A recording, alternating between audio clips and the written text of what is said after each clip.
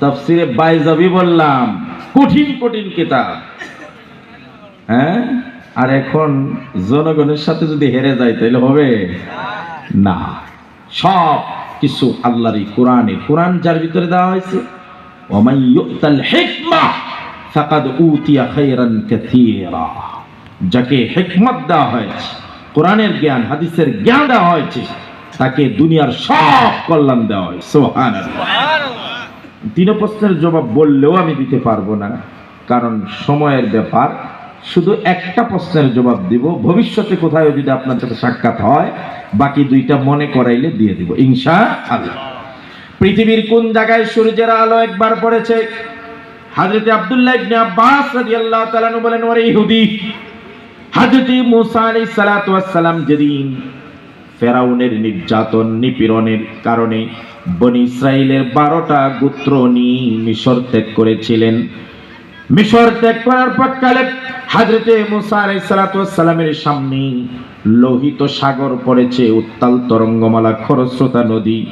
নদীতে কোনো মাঝি নাই, মাল্লা নাই, নৌকা নাই, কিস্তি নাই, কিছুই নাই। এই উত্তাল তরঙ্গমালা খরস্রোতা নদী কেমনে পার হবে? মুসা আলাইহিস সালাতু ওয়াস সালাম তার দলবল নিয়ে বনি ইসরাইলের 12টা গোত্র নিয়ে যেই সময় নদীর কিনারায় পৌঁছে গেছেন, এবার নদীর মাঝি নাই, মাল্লা নাই, নৌকা নাই, কিস্তি নাই। উম্মত মুসা আলাইহিস সালামের উম্মতরা দিশেহারা হয়ে গেছে। কারণটা কি? সামনে উত্তাল তরঙ্গমালা খরস্রোতা নদী, আর পিছনে ফেরাউনের সশস্ত্র বাহিনী আসতেছে। কথা বলেন ঠিক না? সামনে গেলে নদীতে ঝাঁপ দিয়ে মরণ, আর পিছনে ফিরে গেলে কচু কাটা দিব ফেরাউনের সশস্ত্র বাহিনী। এখন মুসা আলাইহিস সালামের উম্মতেরা মুসার কাছে কয়, ইয়া মুসা ইন্না লামুদরাকুন, হে মুসা, কই নিয়ে আইলা আমাদেরকে? আমরা তো ধরা খেয়ে গেলাম। সামনে উত্তাল তরঙ্গমালা খরস্রোতা নদী, আর পিছনে সশস্ত্র বাহিনী ফেরাউনের, যেদিকে যাই সেদিকেই মরণ। আমরা ধরা খাওয়াইলাই তুমি, আমরা তো ধরা খেয়ে গেলাম। এটা মুসার বক্তব্য না মুসার উম্মতের বক্তব্য? উম্মতের ঈমান আর নবীর ঈমান কি সমান? সবাই বলেন। উম্মত ভয় পাইতে পারে, উম্মত দিশাহারা হইতে পারে, কিন্তু নবীরা আল্লাহর প্রতি আস্থা, বিশ্বাস আর ভরসা কখনো হারাইতে পারে না। কথা বলে ঠিক কিনা? মুসা আলাইহিস সালাম কি বললেন? কাল্লা ইন্না মাইয়া রাব্বি সায়াহদিন। আল্লাহু আকবার। প্রথম শব্দটা বলছে কাল্লা, ইংলিশে অনুবাদ করলে নো নেভার, নো নেভার, কখনোই না। কি বেটা বল, আমরা ধরা খেয়ে যাব? আমি আল্লাহর পথের মুজাহিদ, আমি আল্লাহর ঈমান এনেছি, আল্লাহর প্রতি, আল্লাহর দ্বীনের জন্য আমরা সফর করছি, আর আমরা ধরা খেয়ে যাবো? এটা হতেই পারে না। নো নেভার, কাল্লা ইন্না মাইয়া রাব্বি, নিশ্চয়ই আমার রব আমার সাথে আছে, সায়াহদিন, তিনি ব্যবস্থা করে দিবেন। সুবহানাল্লাহ। আপনাদের মনে আছে আজকে যারা লাফালাফি করছেন, আগেও যারা কিছু কিছু করছেন, একটা সময় বাংলাদেশের ভাগ্যাকাশে এমন কালো গাঢ় মেঘের আনাগোনা নেমে এসেছিল, অন্ধকার অমাবস্যার তিমির আধার নেমে আসছিল। জুলুম নির্যাতনে কারো মুখ খোলার সাহস হয় নাই, জুলুম নির্যাতনে কেউ কোনোদিন রাজপথে নামার সাহস পায় নাই। সবাই সমঝোতা করে চলছে, সবাই তলাতলে হাত মিলিয়ে চলছে, আর না হলে পলায়নের উপর থাকছে। উম্মত দিশাহারা হয়ে গেছে। এমন এক জুলুম আমাদের ঘাড়ের উপর অক্টোপাসের মতো আমাদেরকে গ্রাস করেছিল, সব স্তব্ধ হয়ে গেছে। কেউ কোনো কথা যখন বলে নাই, উলামায়ে কেরাম নবীদের ওয়ারিস, উম্মত দিশাহারা হতে পারে। উলামায়ে কেরাম এক মুহূর্তের জন্য ভয় পায় নাই। শিরকের বিরুদ্ধে, ভাস্কর্যের বিরুদ্ধে, মোদির বিরুদ্ধে রাজপথ উত্তপ্ত করেছে উলামায়ে কেরাম। এটাই নবী আর উম্মতের মধ্যে যেমন পার্থক্য, নবীর ওয়ারিস আলেমদের আর সাধারণ জনগণের মধ্যে এই পার্থক্য কি? আজকে দরবেশ অ্যারেস্টের ভয়ে কি করছে? সাফান করছে না ভাই? সাদা শুভ্র দাড়ি ছিল, বাপ রে বাপ, দেখলে মনে হইতো আব্দুল কাদের জিলানির বংশধর। এখন দেখি রিপোর্ট বাইরেছে 4000 কোটি টাকা আত্মসাৎ করছে। তাহলে এই দাড়ি কি জন্য? এই দাড়ির আবেগ মুসলমানদেরকে দেখাইছে আমরা কত ভালো, আমরা নামাজ পড়ি, আমরা তাহাজ্জুদ ছাড়ি না, আমরা তেলাওয়াত করি, আমরা দাড়ি রাখছি, আমরা এই করি, এই সব ছিল ভাউতাবাজি। যদি তুমি দাড়িকে সত্যি ঈমানের সাথে রাখতে, রাসূলের ইশকে দাড়ি রাখতে, তাহলে দুনিয়ার জেলের বয়ে তুমি দাড়িগুলোর উপর খুর লাগাইতে পারতে না। কথা বলে ঠিক কিনা? আজকের আলেমদের উপর যে নির্যাতন এসেছে, আমার উস্তাদ, আমি এমনি কথা বলি না, বুকের ফাটাটা বড় আছে, কারণ এমন এক উস্তাদের কাছে পড়েছি যার নাম আল্লামা মামুনুল হক। 1 বছর বুখারী পড়েছি, আবার ওই জায়গাটাই পড়েছি যে জায়গাটা কিলাকিলির জায়গা, কিতাবুল জিহাদ, কিতাবুল মাগাজি, যুদ্ধের অধ্যায় পড়েছি। সেই উস্তাদকে 2.5 বছর নির্যাতন নিপীড়ন করেছে, রিমান্ডের পর রিমান্ড নিয়েছে, আয়না করে নিয়েছে, নির্যাতন করেছে, মানসিক নির্যাতন করেছে, কিন্তু তিনি কখনো সমঝোতা যায় না। বুড়া একটা টাগরা যুবককে হুইল চেয়ারে বসায় দিয়েছে, করে নাই? একজন আলেম দেখাইতে পারবেন যে নির্যাতনের ভয়ে দাড়ি কামাইছে? কথা কয় না কা? তাহলে উম্মতের ঈমান আর নবীর ঈমান যেমন সমান নয়, আলেমদের ঈমানের লেভেল সাধারণ জনতার লেভেল এক হতে পারে। তো মুসা আলাইহিস সালাম কি বললেন? না, আমরা ধরা খাবো না, ইন্না মাইয়া রাব্বি সায়াহদিন, আমার সঙ্গে আমার রব আছে, তিনি ব্যবস্থা করবেন। এবার মুসা আলাইহিস সালাতু ওয়াস সালাম আল্লাহর কাছে দোয়া করলেন, আল্লাহ রাব্বুল আলামিন পথ বাতলিয়ে দিলেন। ওয়া আওহাইনা ইলা মুসা আনিদরিব বিআসাকাল বাহর فانفلق فكان كل فرق كالطود العظيم। আল্লাহ রাব্বুল আলামিন মুসা আলাইহিস সালাতু ওয়াস সালাম কে বললেন, ও মুসা, এত টেনশনের কিছু নাই, সমুদ্র পৃষ্ঠে তোমার যে কেরামতির লাঠিটা আছে, মুআজিজার লাঠি, যেই লাঠি পাথরে আঘাত করলে ঝর্ণার পানি প্রবাহিত হয়, যেই লাঠি জাদুকরের সামনে ছেড়ে দিলে বিশাল বড় অজগর সাপ হয়ে যায়, ওই লাঠিটা সমুদ্রে পৃষ্ঠে একটা বাড়ি মারো, একটা বাড়ি দেওয়ার সাথে সাথে সমুদ্র পৃষ্ঠের সমস্ত পানিগুলো 2 ধারে জমাট বরফ হয়ে যায়, 12টা রাস্তা হয়ে সমুদ্র পৃষ্ঠে শুকিয়ে যায়, মুহূর্তের ভিতরে শুকায় যায়। সুবহানাল্লাহ বলে, আর হুজুর বলেন না সুবহানাল্লাহ। মিয়া, আল্লাহ যা চান তাই হয়। কথা বলে ঠিক কি না? এই জন্য একটা কথা সব সময় মাথায় ভালো করে রাখবেন, মান আদালি ওয়ালিয়ান ফাকাদ আযানতুহু বিল হক। যারা আল্লাহর ওলিদের সঙ্গে বেয়াদবি করবে, খোদার কসম, এদের বিরুদ্ধে আল্লাহ যুদ্ধ ঘোষণা করেন। কথা বলে ঠিক কি না? সেদিন আমি দেখেছি মুফতি ফয়জুল করিম চরমোনাই, শাইখের চরমোনাই ঠোঁট কেটে রক্তাক্ত হয়েছেন। তিনি আকাশের দিকে আঙ্গুল উত্তোলন করে বলেছিলেন, আল্লাহ তুমি এর পতন ঘটাও, আর সেটা আমার চোখে যেন আমি দেখতে পাই। যেদিন মামুনুল হক বলেছিলেন, আমার উপর যে মিথ্যা তুহমত দিয়েছে, আল্লাহ আমি যদি দোষী হই আমাকে ধ্বংস করো, আর না হলে যারা আমাকে মিথ্যা দোষারোপ করেছে তাদেরকে তুমি ধ্বংস করো। যেদিন বাবুনগরী বলেছিল যে মামুনুল হকের ছবির উপর প্রস্রাব করো, আল্লাহ তাদেরকে ধ্বংস করবে, সেই দিন আমার বিশ্বাস হয়েছে তিনজন আল্লাহর ওলি, তিনজন বুজুর্গ যখন বদয়া দিয়েছে, নিশ্চিত তোমাদের পতন হবে। কথা বলে ঠিক কি না? আল্লাহ সেটা দেখিয়ে দিয়েছে। আল্লাহ সব পারেন, আল্লাহ সব পারেন। এই জন্য আমাদের আস্থা, বিশ্বাস, ভরসা কার উপরে? আর জোরে বলেন না কার উপরে? মিয়া ওমান ইয়াতাওয়াক্কাল আলাল্লাহ ফাহুয়া হাসবুহ। যারা আল্লাহর উপর ভরসা করে, আল্লাহই তাদের জন্য যথেষ্ট। সুবহানাল্লাহ। মুসা আলাইহিস সালাম বাড়ি দিলেন, কয়টা রাস্তা হইল? 12টা।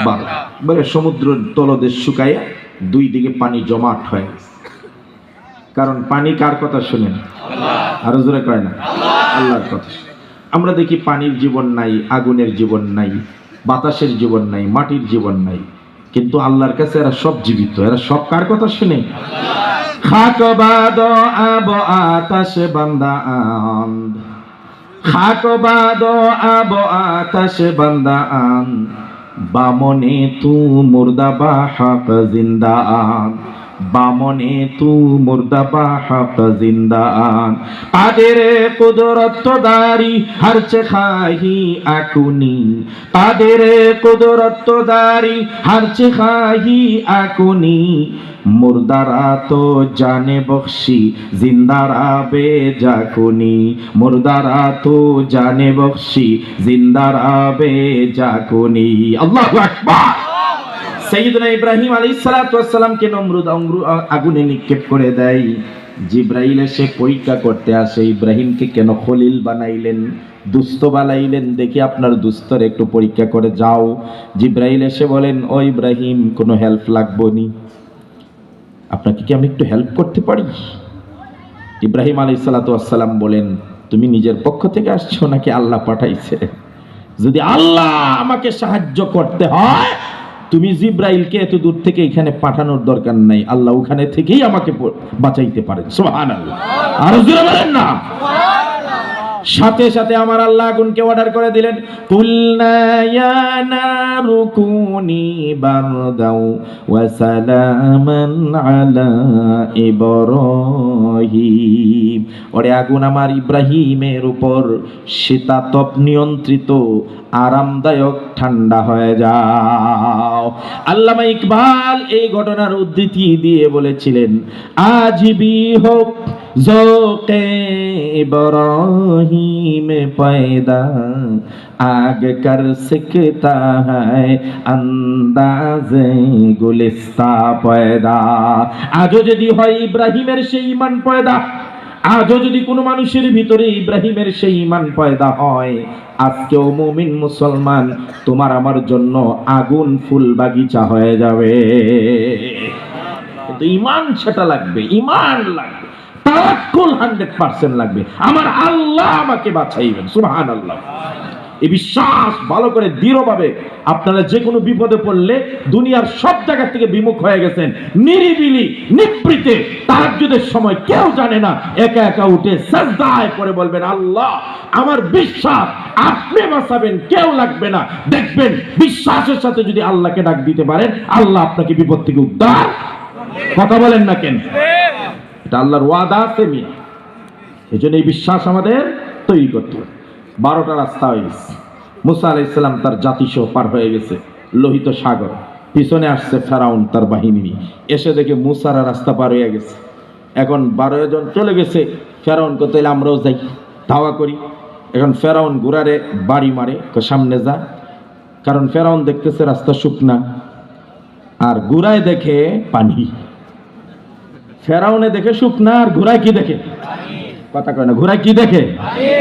এই জন্য ঘোড়া যাইতে চায় না, খালি পিছনে যায়। হ্যাঁ খালি আগাইতে চায়, হ্যাঁ খালি পিছনে। জিব্রাইল কয়, ঘোড়ায় তো আসল কাহিনী বুঝে ফেলছে, সে তো আসলটা দেখতেছে, তাহলে এই ফেরাউনের ঘোড়ারে পানিতে নামাইতে হইলে আমি একটা ঘোড়া নিয়ে যাইতে হবে। জিব্রাইল আলাইহিস সালাম জান্নাতে একটা ঘোড়া নিয়ে ফেরাউনের ঘোড়ার আগে আগে চলে। এখন ঘোড়া কয়, আগেরটা যেহেতু যায় তাহলে মনে হয় যাওয়া যাবে। কথা কয় না কা? আগেরটা যেহেতু যাইতেছে মনে হয় যাওয়া যাবে, এই মনে করে ফেরাউনের ঘোড়া দিচ্ছেন জাপ, সব ঘোড়া পিছন দিকে যে জাপ, ফেরাউনের বাহিনী সব লোহিত সাগরে সুবানি খাইতে খাইতে পেট ফুইলা এক একটা শেষ দুনিয়ার থেকে। অনলি ওয়ান ম্যান ফেরাউন রে আল্লাহ একটু বাঁচায় রাখছে কিছুক্ষণের জন্য। এবার ফেরাউন একবার ডুবে, একবার ভাসে, একবার ডুবে, একবার কয়েকবার সুবুনি খাওয়ার পরে চিন্তা করলো, বুঝছি আমার আর রক্ষা। কথা কয় না? এবার ওই যে ব্যাঙ্গে সাপড়ে বাস করে না, ব্যাঙ্গে আর সাপে দুস্তি করছে মিয়া। দুস্তি কইরা ব্যাঙ্গে সাপড়ে কয়, এ দুস্ত তুই এত তেরিবিরি করস খেললে, তিরিং বিরিং কিরিং করস কে, সুজায় হাঁটতে পারস না? সাপে কয়, আমার মন চাইছে আমি উল্টা পাল্টা, তোর কি হয়েছে? কয়, দেখ আমি সাবধান করতেছি, কোন দিন যে তুই ধরা খাস। কথা কয় না কে? কথা কল না? সাপে কয়, বেটা আমারে কে মারবো রে? আমার কাছে পিস্তল আছে। কি আছে? আমার কাছে ক্ষমতা আছে, আমার কাছে পাওয়ার আছে, আমার কাছে লাঠি আছে, আমার পোলাপানি সারা দেশ শায়েস্তা করে ফেলবে। আমাদের কাছে এমন লাঠিয়াল বাহিনী আছে, আমাদের কাছে রামদা বাহিনী আছে, আমাদের কাছে কিরিজ বাহিনী আছে, আমাদের কাছে কুবাকুবি আছে, আমাদের কাছে পিস্তল আছে। বলছেন এই কথাগুলো? কথা কয় না কা? এই সাপেও কয় আমার কাছে বিষ আছে, বেড়া আমি একবারে দেব দইরা কে মারবো রে, আমার আমার যা মনে চাই তা করবো। ব্যাঙকে কয়েকবার উপদেশ দিছে, সতর্ক করছে, শুনে নাই। হঠাৎ একদিন ব্যাঙ যায় ইরি ক্ষেতের লাইল দিয়া, যাওয়ার সময় দেখে সাপ বিচারা লাইলের ঠিক মাঝখানে শটান করে শুয়ে আছে, নড়ে না, শ্বাসও বালায়। ব্যঙ্গকে কি ব্যাপার, এতদিন ওয়াজ করলাম, কোনোদিন সে সোজা হইয়া হাঁটতে দেখি না, আজকে যে সোজা হইয়া হাঁটছে না, খালি ঘুমায় রয়েছে সোজা হইয়া, ব্যাপারটা কি? কাছে গিয়া ডাকে, দোস্ত খবর নাই, ও দোস্ত ওঠো না, খবর নাই। লাস্টকে কি ঘুমাইছে নাকি ঘুমের ভান ধরছে, একটু টেস্ট করা দরকার। ব্যাঙ্গে কিন্তু দেখবেন, ব্যাঙ্গের পর পাড়া পড়লে পিছনের পা দিয়ে একটা লাথি মারবে আর প্রসব করে দিবে, কথা কয় না কা? তো পিছনের পা দিয়া লাথি মারছে আর একটু গরম দিছে, তো ভাবছে গরম পড়লে উঠবো না, গরম দিছে, লাথি দিছে, তাও দুস্তের খবর নাই। তখন কাছে গিয়া কান লাগায় দেখেন না, শ্বাসও নাই, তার মানে শেষ। আসল কাহিনী হইলো ওই যে হের তিরিং বিরিং করার অভ্যাস, মুরব্বীদের সাথে বেয়াদবি করার অভ্যাস, আলেমদের সাথে উল্টাপাল্টা করার অভ্যাস, ব্যবসায়ীদের সাথে উল্টাপাল্টা করছে, শিক্ষকদেরকে লাঞ্ছিত করছে, ইমামদেরকে লাঞ্ছিত করছে, মুরব্বীদের সাথে লাঞ্ছিত করছে, হাজী সাহেবদেরকে লাঞ্ছিত করছে, নারী জাতিকে লাঞ্ছিত করছে, জায়গায় জায়গায় উল্টাপাল্টা করছে।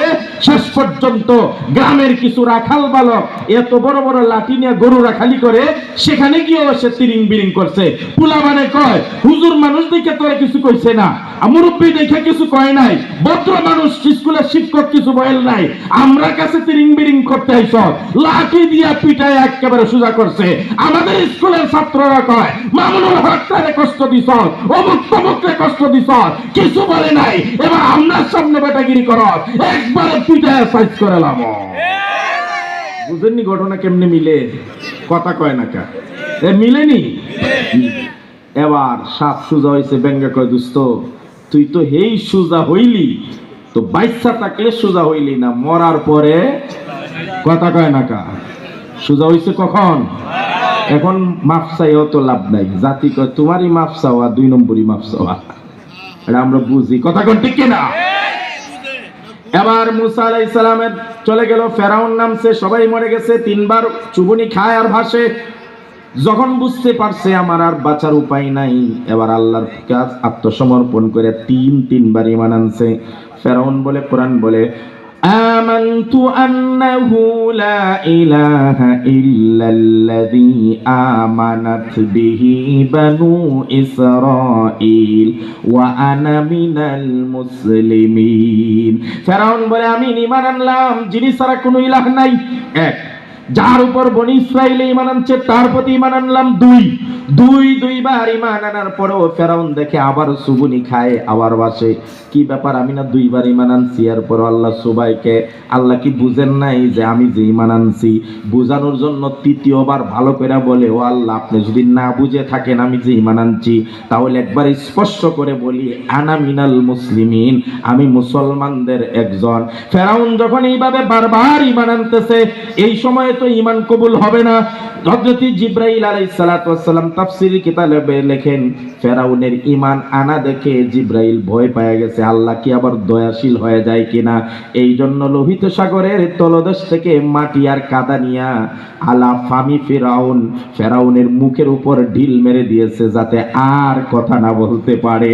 এবার আল্লাহ ডাক দেয়া বলেন, তুই বলছস আনা মিনাল মুসলিমিন, আমি মুসলমানদের একজন, কি ওর তুই মুসলমান? ওয়া কুনতা মিনাল মুফসিদিন। ফেরাউন কয় আনা মিনাল মুসলিমিন, আল্লাহ কয় কুনতা মিনাল মুফসিদিন, মিলায় কয় কি ওর তুই মুসলমান? তুই তো একটা সন্ত্রাস, তুই একটা খুনি, তুই সারা বনি ইসরাইলের মধ্যে মানুষ হত্যা করে, ইযাববিহুনা আবনাহুম ওয়া ইস্তাহয়ুনা নিসাহুম, সব পুরুষগুলোকে হত্যা করছস, রক্ত রঞ্জিত করছস বনি ইসরাইলকে, তুই একটা খুনি, তুই কখনো ভালো মানুষ হতে পারস? শেষ পরিণতি তো শয়তান ফেরাউনের হয়ে গেছে।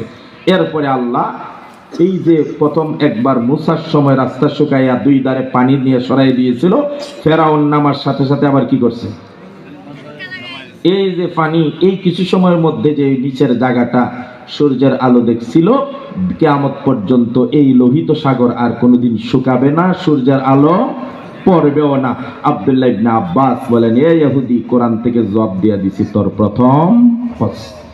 এবার বলেন তো, একটা প্রশ্ন বুঝাইতে আমার কতক্ষণ লাগছে? যদি আবদার করেন আরো 2টা কোন, তাহলে তো এই আবদার গ্রহণযোগ্য হবে না। তাহলে আমরা এটা বুঝাইতে সক্ষম হলাম, এই কোরআন নামক রশিটা মজবুত আছে না নেই? কথা বলেন, আছে না? এই আল্লাহ তো চ্যালেঞ্জ করছে, লা রাইবা ফি, এখানে কোনো শক নাই, সুবাহ নাই, ডাউট নাই, কোনো কনফিউশন নাই। সুবহানাল্লাহ। এই কোরআনে আল্লাহ চ্যালেঞ্জ দিছে, পারলে তুমি ধরো, ভুল দেখাও।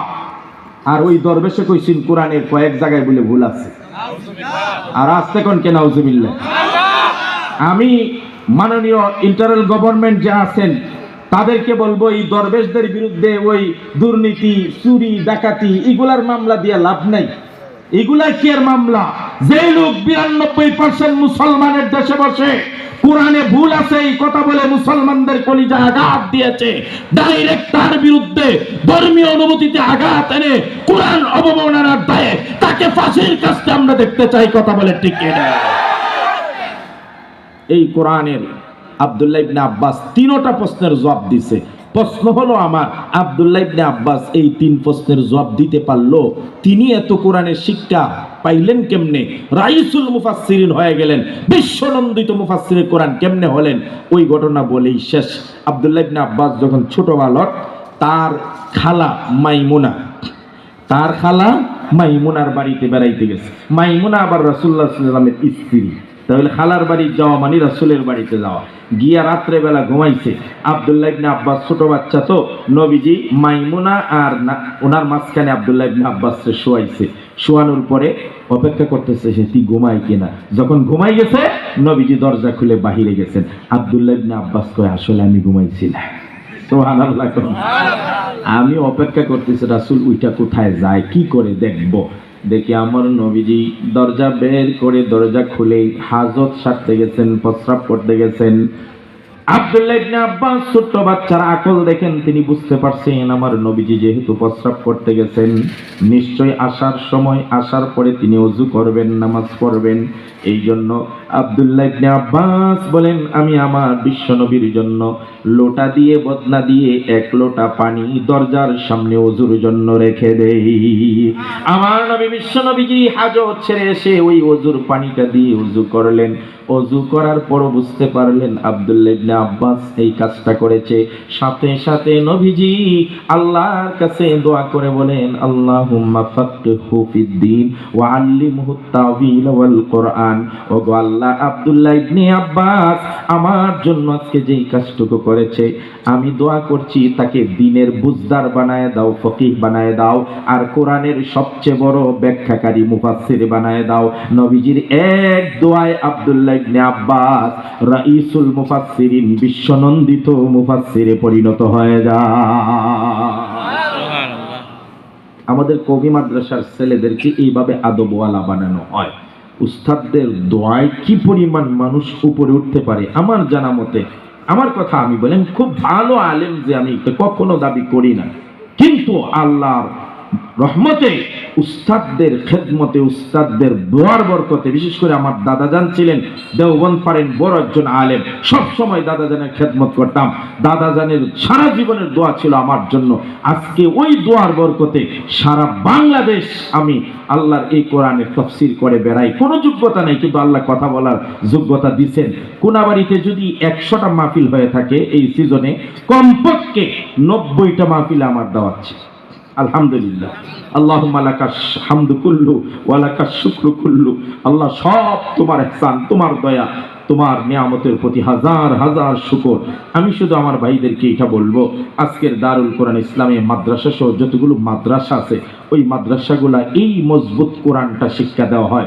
নবী করিম সাল্লাল্লাহু আলাইহি ওয়াসাল্লাম একটা হাদিস বলছেন, ইন্নাল্লাযী লাইসা ফী জাওফিহি শাইউম মিনাল কোরআন কাল বাইতিল খারিব।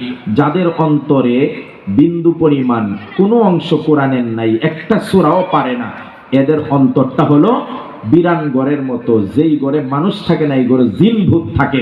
যেই ঘরে যে অন্তরে কোরআন নাই এই অন্তরটা অন্ধকার, কুফর শিরকে ভরপুর থাকে। খোদার কসম এই অন্তরের মধ্যে কোরআন ঢুকান। কোরআন ঢুকানো মানে কোরআন হলো নূর। যেখানে নূর হবে, আলো হবে, এখানে অন্ধকার থাকতে পারে না। যেই সন্তান কোরআন শিখবে খোদার কসম নাস্তিক হবে না, বেঈমান হবে না, কাফের হবে না, আল্লাহ বিরোধী হবে না।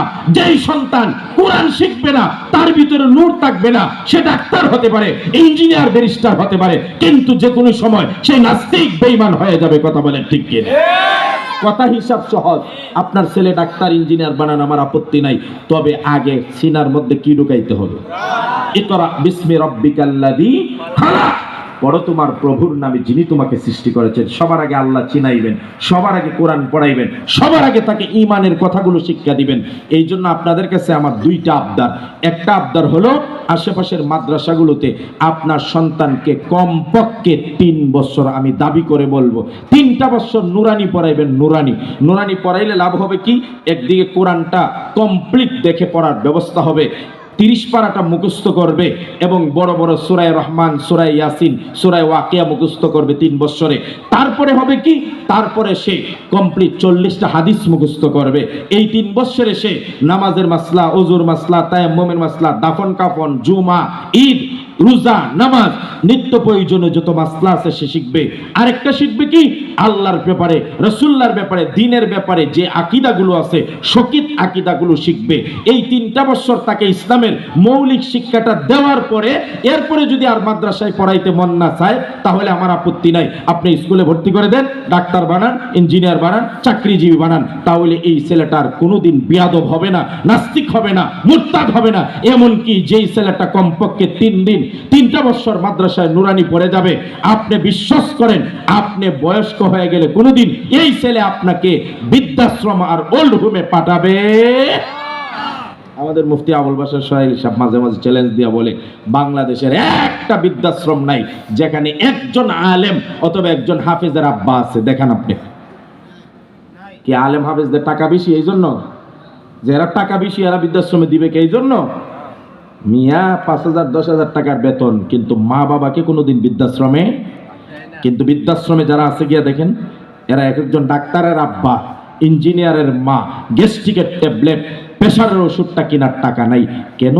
তার জন্য তো আপনি বাড়ি বিক্রি করে ডাক্তার বানাইছেন। এই গাজীপুরের ঘটনা, জগন্নাথ বিশ্ববিদ্যালয়ের, দুঃখে দুঃখে কাঁদতেছে, সাংবাদিক ইন্টারভিউ নিছে, আপনি এখানে কেন, আপনার প্রেশারের ওষুধ নাই কেন? কয় আমার ছেলে একটা, মেয়ে একটা, দুইটারই বাড়ি বিক্রি কইরা আমি সারা জীবনের সঞ্চয় তাদের পিছনে ব্যয় কইরা একটারে ডাক্তার আর একটারে কি বানাইছি, দুইটাই আমেরিকা আর লন্ডনে সেটেল। এই জন্য আমার দেখার কেউ নাই, আমি বৃদ্ধাশ্রমে। আজ যদি মনে চায় যে দুনিয়াতেও সুখ চাই, সম্মান চাই, আখেরাতেও সম্মান চাই, তাহলে আমার এই আবদারটা রাখবেন, কমপক্ষে 3 বছর পড়াইবেন, পারলে হাফেজে কোরআন বানাইবেন, আরো পারলে একজন মুহাক্কিক আলেম বানাইবেন। খোদার কসম দুনিয়াতে আপনাকে বেইজ্জত করবে না, পরকালে আপনাকে ছাড়া জান্নাতে যাবে। রাজি আছেন ইনশাআল্লাহ এই কথার উপর? কে কে রাজি আছেন হাত তুলেন। 3 বছর কমপক্ষে ছোটবেলায়, আল্লাহ কবুল করুক, বলেন আমিন। শুধু ছেলেদেরকে না মেয়েদেরকেও? এই যে আমাদের নুরুন নিসা মাদ্রাসা আছে, আরো মহিলা মাদ্রাসা আছে, আমাদের জাকির ভাই আমার খুব বন্ধু মানুষ, ওনার মাদ্রাসা কোচিং মাদ্রাসা, ভালো লেখাপড়া হয়। আপনার মেয়েটাকে 3 বছর পড়ান, দেখেন তার আমল আখলাকের কি পরিবর্তন হয়। দেখেন না আমাদের মেয়েদের অবস্থাটা, কালো বুরকা পরে যখন যায় মনে হয় যে রেপ বাহিনী ছুটছে। কথা কয় না কা? রেসপেক্ট আসে অন্তর থেকে, আসে না? আলাদা সম্মান আসে। এটা ইসলাম, এটা আদব, এটা আখলাক, এটা চরিত্র, এটা সতীত্ব। আল্লাহ কবুল করুক, বলেন আমিন। আর জোরে বলেন আমিন। আমরা এই মাদ্রাসার জন্য দোয়া করি, মাদ্রাসার যতটুকু পারি সহযোগিতা। এগুলা হলো এক একটা কারখানা। মিয়া কারখানা বাঁচায় রাখবেন, দেখবেন অটোমেটিকলি আমার মতো ওবাইদুল্লাহ বিন সাইদ কত বাইর হবে, বলেন ইনশাআল্লাহ। আপনার ছেলে, আপনার ভাতিজা আগামী দিনে কোনাবাড়ি উলামা পরিষদের সভাপতি হবে, এই স্বপ্ন দেখেন আপনি, বলেন ইনশাআল্লাহ। আমি চাই, আমরা চাই কোনাবাড়ির যারা স্থায়ী লোক বাসিন্দা আছেন এদের ছেলেরা আলেম হোক, এদের ছেলেরা কোনাবাড়ির নেতৃত্ব দিক, বলেন ইনশাআল্লাহ। আল্লাহ কবুল করুক, বলেন আমিন। আর জোরে বলেন আমিন। ওয়া মা আলাইনা ইল্লাল বালাগ ওয়া আখিরু দাওয়ানা আনিল হামদুলিল্লাহি রাব্বিল আলামিন। আসসালামু আলাইকুম ওয়া রাহমাতুল্লাহি ওয়া বারাকাতুহু। سيدنا ونبينا وشفيعنا وحبيبنا مولانا محمد صلى الله عليه وعلى آله وأصحابه وبارك وسلم আমরা সকলেই মাদ্রাসার জন্য দোয়া করব। মাদ্রাসার জন্য আল্লাহ তাআলা কিয়ামত পর্যন্ত অত্র মাদ্রাসাকে কবুল করুক, সকলে বলে আমিন। মাদ্রাসার যে হাজতগুলো আছে আল্লাহ তাআলা যেন মাদ্রাসার হাজতগুলোকে পুরা করে দেয় এবং এই মাদ্রাসার জন্য আল্লাহ তাআলা স্থায়ী বন্দোবস্ত যেন স্থায়ী জমি এবং ভবনের ব্যবস্থা আল্লাহ তাআলা করে দেন, সকলে বলে আমিন। আমরা সকলেই সকলের জন্য দোয়া করব। যারা এই মাহফিলকে বাস্তবায়ন করার জন্য অর্থ দিয়ে, শ্রম দিয়ে, পরামর্শ দিয়ে, বুদ্ধি পরামর্শ দিয়ে যারা সহযোগিতা করেছে তাদের জন্য আমরা দোয়া করব। আল্লাহ তাআলা সকলকে এর উত্তম জাযা ও প্রতিদান দান করুক, সকলে বলে আমিন। আলহামদুলিল্লাহি রাব্বিল আলামিন।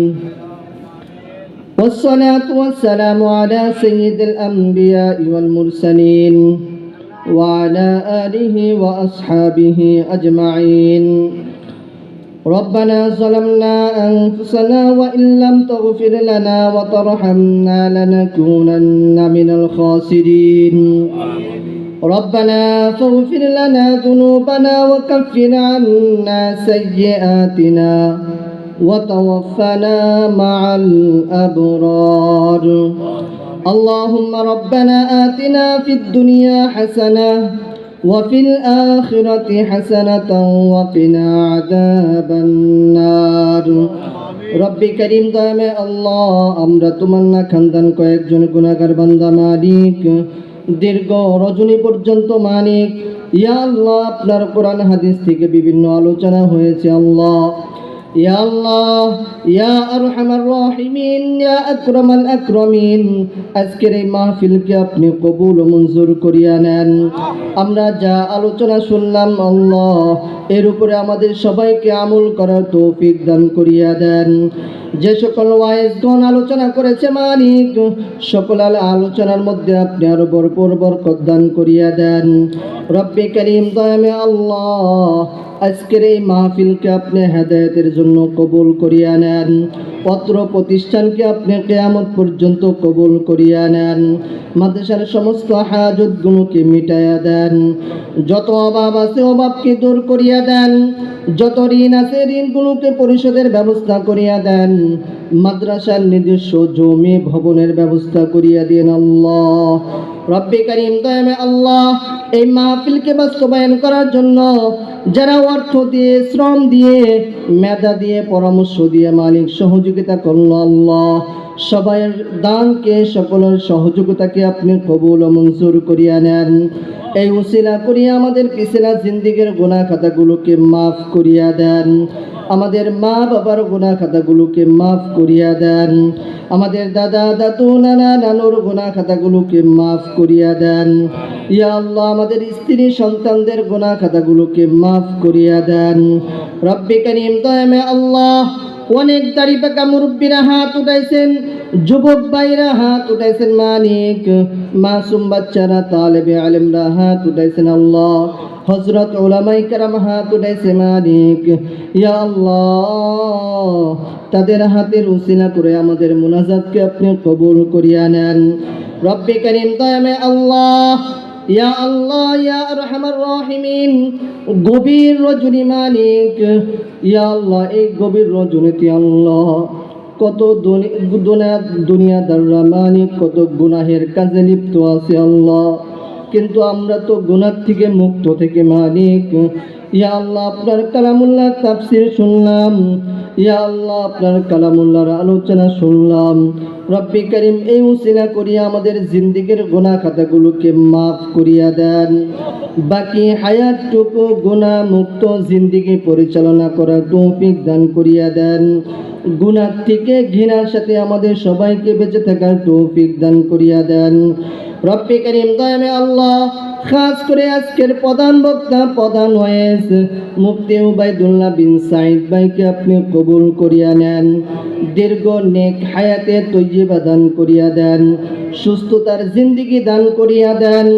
রব্বি করিম, আপনার কালামুল্লাহর আওয়াজ নিয়ে সারা দেশে ঘুরতেছে মালিক, हर किस्मेर बला मुसीबत থেকে হেফাজত করিয়েন আল্লাহ। রোড অ্যাক্সিডেন্ট থেকে শুরু করে মালিক ইয়া আল্লাহ সকল প্রকারের বিপদ বালাই থেকে আপনি তাকে হেফাজত করিয়েন। রব্বি করিম তার আওয়াজকে আপনি আরো বলন্দ করিয়া দিন আল্লাহ। রব্বি করিম দয়ামে আল্লাহ ইয়া আরহামার রাহিমিন ইয়া আকরামাল আকরামিন তাকে আমাদের কোনাবাড়ি উলামা পরিষদের সভাপতি হিসেবে নির্বাচিত হয়েছে মালিক ইয়া আল্লাহ তার যোগ্যতা তার হিম্মত কে আপনি আরো বাড়ায়া দেন আল্লাহ। ইলম আমলের মধ্যে বারাকাত দান করিয়া দিয়েন আল্লাহ। রব্বি করিম মাদ্রাসার মুহতামিম সাহেব দোয়া চেয়েছে মালিক তার সকল মনের নেক মাকাসাদ গুলোকে পুরা করিয়া দিয়েন আল্লাহ। মাহফিলের জন্য দোয়া চেয়েছে অনেকেই মালিক যে যে নিয়তে দোয়া চেয়েছে আল্লাহ সকলের মনের নেক আশাকে পুরা করিয়া দিন আল্লাহ। রব্বি করিম দয়ামে আল্লাহ আমি তো নাখানদার গুনাহগার মালিক রব্বি করিম দয়ামে আল্লাহ যার হাতখানা আপনার কাছে পছন্দ হয় ইয়া আল্লাহ তার হাতের উসিলা করে আমাদের সবাইকে আপনি কবুল ও মঞ্জুর করিয়া নিন। সুবহানা রাব্বিকা রাব্বিল ইজ্জাতি আম্মা ইয়াসিফুন ওয়া সালামুন আলাল মুরসালিন। রব্বি করিম দয়ামে আল্লাহ জনাব হাজী আসাদুল ইসলাম সাহেব ইয়া আল্লাহ মাহফিলের জন্য অনেক সহযোগিতা করেছে আল্লাহ তার সহযোগিতাকে আপনি কবুল করিয়া নিয়েন। দ্বীনের ইয়া আল্লাহ দ্বীনের খেদমতের জন্য দ্বীনের খেদমত যেন মৃত্যু পর্যন্ত করতে পারে সেই তৌফিক দান করিয়া দিয়েন। এলাকাবাসীকে কবুল করিয়া নিয়েন এলাকাবাসীকে মাদ্রাসার সাথে জুড়ে থাকার তৌফিক দান করিয়া দিয়েন। রব্বি করিম দয়ামে আল্লাহ ইয়া আরহামার রাহিমিন ইয়া আকরামাল আকরামিন কোনাবাড়ি উলামা পরিষদকে আপনি কবুল করিয়া নিন। কোনাবাড়ি উলামা পরিষদ সবাইকে মিলেমিশে চলার তৌফিক দান করিয়া দিয়েন। রব্বি করিম যেখানে হকের আওয়াজের প্রয়োজন হবে উলামা পরিষদকে ঘনিষ্ঠভাবে সেখানে অবস্থান নেওয়ার তৌফিক দান করিয়া দিয়েন। সুবহানা রাব্বিকা রাব্বিল ইজ্জাতি আম্মা ইয়াসিফুন ওয়া সালামুন আলাল মুরসালিন আলহামদুলিল্লাহি রাব্বিল আলামিন।